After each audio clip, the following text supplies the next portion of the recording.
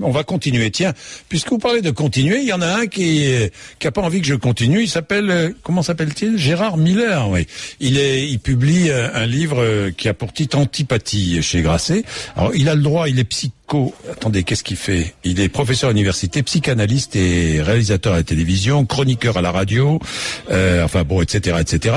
Et il m'a consacré une bonne partie d'un chapitre, ça me fait plaisir. Son livre s'appelle Antipathie. Il met un petit dessin me représentant. Moi, j'aime bien ça. J'aime bien finalement j'aime bien parce que il est très sévère avec quoi? Avec la parole donnée aux auditeurs. Oui. Alors, je vois. Il se présente comme un homme libre. Je lis ce qu'il écrit à mon propos. Un journaliste aussi direct et sans complaisance, fuyant les connivences. Merci, ça me fait plaisir. Traquant les idées reçues, n'épargnant aucun conservatisme, proche des gens, à l'écoute. Mais à l'écoute de quoi? De quoi? Alors, je me souviens de l'émission qu'il animait sur RTL au milieu des années 90, ses auditeurs ont la parole. Je tombais parfois dessus en allant à la fac en voiture et elle me sidérait. Précurseur en la matière à une époque où les lepénistes étaient encore officiellement tricards. Voilà, on y revient. Bourdin prenait un malin plaisir à faire dire tout haut ce que certains pensaient tout bas. Mais ça, c'est mon rôle de faire dire tout haut ce que certains pensent tout bas, non? Non, vous ne croyez pas, monsieur Miller? Moi, je crois que c'est mon rôle. Comme si toutes les paroles étaient équivalentes, bien sûr, mais moi, je prends les auditeurs pour des personnes intelligentes qui savent faire la différence entre certaines paroles et d'autres. Enfin, je l'espère. Je ne vais pas jouer l'autruche et me cacher dans le sable. Alors, l'homme libre, ne validez pas les propos, ça fait mal, hein. Ça gratte quand je dis l'homme libre. Ne validez pas les propos les plus ignobles, mais il s'en faisait complaisamment le relais. Bon, il n'a pas changé aujourd'hui, il respire à pleine narine les remugles de la doxa, il croit que le réel s'aborde toujours frontalement et que l'autre doit cracher le morceau. C'est mon rôle de faire cracher le morceau, comme vous dites. Bon. Alors, au début des années 70, j'avais participé à la naissance des radios libres qui revendiquaient la liberté d'expression, la fin du monopole de l'État. Pour cela, émettaient clandestinement. Ce sont elles qui mirent au goût du jour la libre antenne dont Bourdin est l'un des héritiers. Il y a vraiment des jours où j'aurais mieux fait d'aller me recoucher tout de suite. Oui, c'est sûr qu'on peut éteindre la libre parole. Pourquoi pas, hein? Mais c'est dans un autre régime que vous avez envie de vivre, monsieur Miller. Pas dans le nôtre. Il est 9h39. Eh ben, tiens, justement, Mireille a regardé, on n'est pas couché. Bonjour Mireille. Bonjour Jean-Jacques. Vous êtes technicienne dans Lyon. Hein, c'est ça. Alors, c'est à peu près ce qu'il a dit dans l'émission de Ruquier ou pas? C'est exactement ça. Je veux dire, il aurait dû lire son livre, on aurait gagné du temps. Oui. Il a craché, mais vertement, sur tout un tas de monde qui ont une liberté de parole qui ne lui conviennent pas. C'est pas sa façon de penser. Remarquez, il a le droit, Mireille. Ah non, mais certes, je suis d'accord, il a parfaitement le droit. Mais de là en faire un bouquin, parce que c'est pour gagner de l'argent de cracher sur le dos des gens, mais il n'est pas mieux, hein. Sincèrement, faire un bouquin pour dire qu'il aime pas machin, qu'il aime pas truc, que le ton d'un tel lui plaît pas et qu'il aime pas vos propos, sincèrement, personnellement, je m'en fiche. Il garde ça pour ses étudiants si ça lui fait plaisir. Mais nous, ce qu'on aime dans la radio libre, dans RMC et dans d'autres radios qui ont parfois ce ton. D'ailleurs, il travaille pour ces radios où on pratique la libre antenne aussi, hein. C'est ça qui est assez amusant et il touche de l'argent pour ça. Déjà et d'une. Et franchement... Moi, si j'étais lui, je m'abstiendrais de travailler dans ces radios-là. Il faut bien qu'il gagne des sous. Oui, évidemment. Il est bien comme tout le monde. Après, il crache sur des gens dont c'est le métier et sur lequel il est bien content de faire un peu de blé parce que c'est exactement ce qu'il cherche.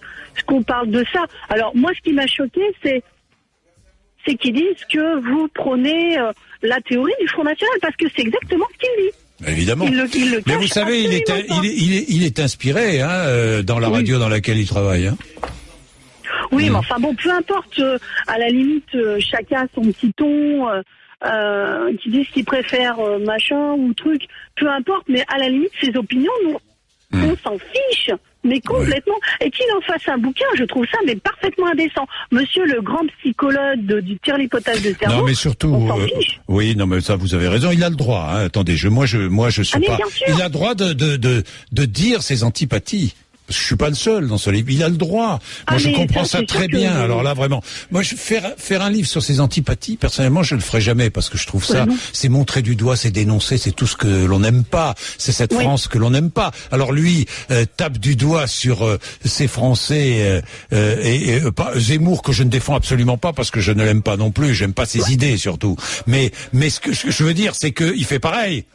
Alors là, c'est exactement pareil. Alors c'est cette France, vous savez, cette France qui ne regarde jamais devant, qui est toujours en train de montrer du doigt, de dénoncer. C'est cette petite France à petit esprit. C'est cette France que nous n'aimons pas. Nous aimons qu'on se bouge. Nous aimons aller de l'avant. Nous aimons découvrir. Nous aimons savoir. Nous aimons écouter. Mais écouter l'autre. Écouter l'autre. Et non pas le juger en permanence. Non pas passer son temps à le juger. C'est terrible, ça. C'est terrible. Et moi, ce qui me fait mal au cœur, c'est quand il remet en cause la libre antenne. La liberté de dire et la liberté de penser. Vous vous rendez compte? Oui, je me suis forcée à regarder toute l'interview pour me dire, lundi matin, j'appelle RMC parce que ça peut pas durer.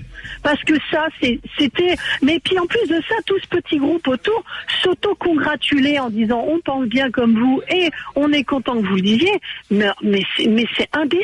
Faut que je regarde l'émission parce qu'il paraît que... Je me suis forcée, il paraît qu'Émeric Caron Émeric Caron et Léa Salamé n'étaient pas d'accord avec lui. Au départ, ils n'étaient pas d'accord. Au départ, ils n'étaient pas d'accord. Et puis au bout d'un moment, on sentait bien que le ton changeait un peu, que oui, bon bah c'est pas si grave. Oh, vous allez pas mettre en doute. Mais et puis lui, il en remettait une couche derrière. Et finalement, à la fin de l'interview, c'était oui, bon d'accord, il devrait pas parler comme ça. Il devrait pas laisser des auditeurs dire n'importe quoi, parce que c'était ça. Mais vous savez quel est le problème, Mireille, chez cet homme, par exemple, et chez d'autres, c'est qu'il n'écoute jamais.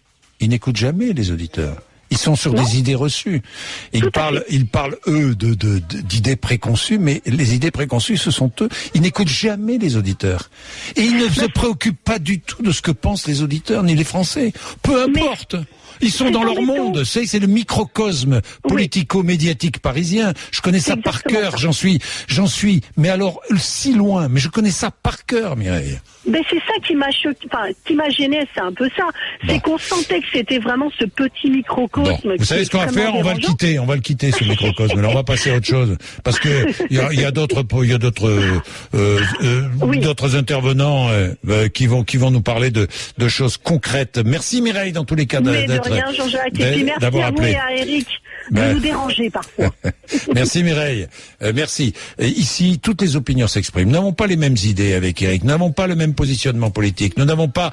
Moi, j'ai le mien. Personne ne peut savoir quel positionnement je peux avoir. Mais dans tous les cas, le premier, c'est la liberté d'expression, la liberté de parole et l'écoute. Et toutes les idées doivent être écoutées. Ça ne veut pas dire partager, écouter. Ça ne veut pas dire accepter, encore une fois.